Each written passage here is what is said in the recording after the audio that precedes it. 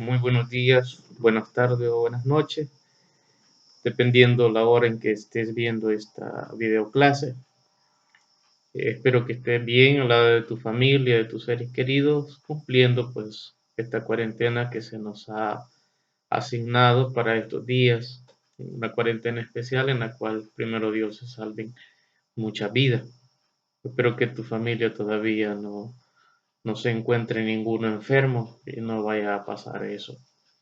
Continuando con la secuencia de video clase, hemos pasado al siguiente tema.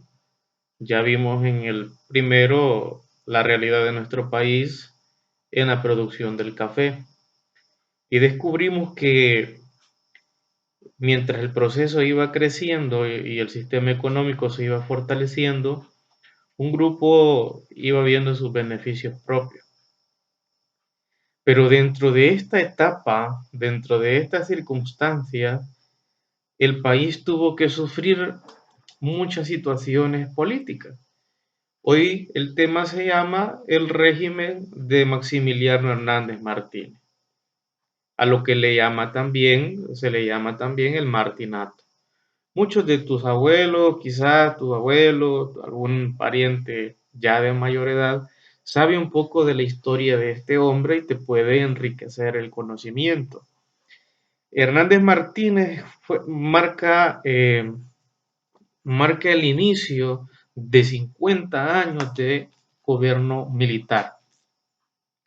El hecho de que un militar llegue al poder simboliza un cambio drástico para una nación, porque un militar está acostumbrado, ellos son formados a pura fuerza, ellos son formados en un sistema rígido y eso mismo llevan al poder.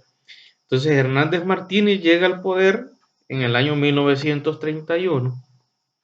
Hemos visto ahí en la clase, pido que tengas tu cuaderno, y te das cuenta de que llega a través de un golpe de Estado.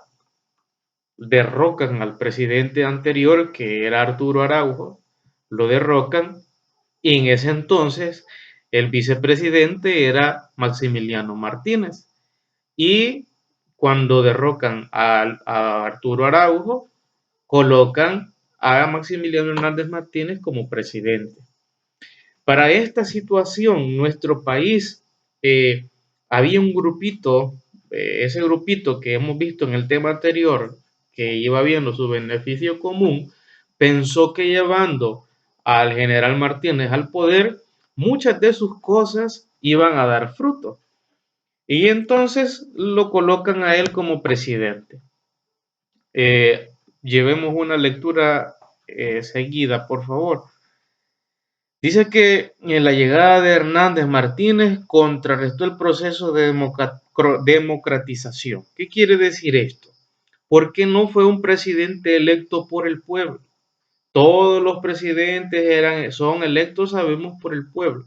Pero algo que es impuesto está en contra de la democracia. Por eso con Martínez se rompe la democratización. Llega a la presidencia con apoyo de gran parte de la oligarquía. Oligarquía es aquel grupo pequeño de personas en las cuales se concentra el dinero o la riqueza. Y pensaban que un gobierno militar podía ejercer mano dura para reprimir alzamientos e intentos revolucionarios. Vean, los ricos de ese entonces tenían un miedo porque en medio de la gran mayoría eran todos los pobres, los campesinos, los jornaleros. En medio de esa gran mayoría habían grupos que se estaban formando, habían grupos que estaban pensando hacer algo para que esta situación cambiara, porque acordémonos que les habían quitado las tierras, los habían despojado de sus pertenencias y los estaban tratando como esclavos. Entonces, cuando los oligarcas ven de que el pueblo se estaba organizando para erradicar esta circunstancia, pensaban que con llevar a Martínez al poder, esto iba a detenerse. Pero más adelante nos vamos a dar cuenta de que esta lucha continúa. Su gobierno también estuvo marcado por la fuerte crisis económica mundial de 1929, que tuvo fuertes repercusiones en El Salvador. El general Hernández Martínez fue el hombre elegido por la oligarquía para asumir los retos de esa crisis. O sea que a Hernández Martínez no le fue tan fácil, porque toma al país en este momento de delicadeza, en este momento de crisis mundial. El Salvador, sumido en una profunda crisis económica por la caída de los precios del café y la crisis de 1929, si se fijan, el café en el tema anterior, el café había bajado. El café después ya no era la fuente económica principal porque bajó en el precio del café a nivel internacional. Entonces pensaron los oligarcas que llevando a Martínez al poder, estas dos circunstancias se iban a erradicar, que era la bajada la caída del precio del café y la crisis mundial que había de esto. Eh, la administración anterior del laborista Arturo Araujo era el presidente antes de Hernández Martínez, era fruto de uno de los pocos procesos electorales vividos por el país. Fíjense bien, esto de las elecciones antes no era tan controlado como hoy. Antes habían fraudes al más no poder. Hoy, pues por la tecnología también es más controlada y la gente todavía ya es más despierta en este sentido. Y antes, como había una fuerza opresora, nuestro pueblo callaba, aunque hubieran injusticias o desigualdades. De Martínez podemos decir que era un hombre totalmente rígido. Cuentan la anécdota de que puso en un momento la ley de que el que mataba, lo mataban. Si el asesino o si el hechor le cortaba el brazo a su víctima, es lo mismo le hacían al hechor. Y dice la historia que cuando el hijo de Martínez asesinó a una persona, y entonces le preguntaron a él que sí, qué iba a hacer con su hijo. Y él dijo, hay que matarlo. Y el hijo le pregunta a él, ¿y me vas a matar? No te mato yo, le dijo, te mata la ley. Martínez fue el presidente drástico del país. Fue un hombre que exigía, por eso militar. ¿Ya? Él, su carácter, su formación la llevó a ejercerla estando en la presidencia. Eh, Dentro de este ambiente, porque fíjense bien, cuando en la lectura que tienen, habla del Tratado de Paz y Amistad. Cuando Martínez llega al poder, no lo reconoce Estados Unidos porque había llegado mediante una forma ilegal, mediante un fraude. Los estados internacionales no reconocen a un país cuando es fruto de un golpe de estado o cuando es impuesto por algún grupo de personas. Todos los países reconocen un presidente cuando es electo por medio de la democracia, es decir, por medio de la votación. Y entonces el país, El Salvador, cuando sucede esto, dice ahí el texto que se convirtió como en una isla. Los estados americanos y los estados internacionales no lo tomaban en cuenta, sino que El Salvador iba caminando solo. Pero imagínense la fuerza y la riqueza de este hombre que no le importó eso. Cualquiera de nosotros hubiera dicho, no, si no tengo el apoyo de otros países, yo no continúo. Pero sin embargo, Maximiliano Hernández Martínez acepta el reto y lleva al país por este camino. De este presidente también podemos hablar de que su opresión al pueblo, cuando alguien quería formar un grupo de revolución, él estaba presto a desarmarlo y sus leyes eran rígidas, incluso hasta la muerte en su momento.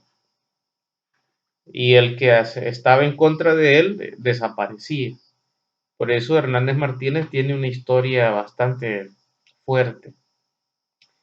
De otro de los puntos que tomamos en cuenta en este tema es que el hambre agobiaba a las mayorías populares.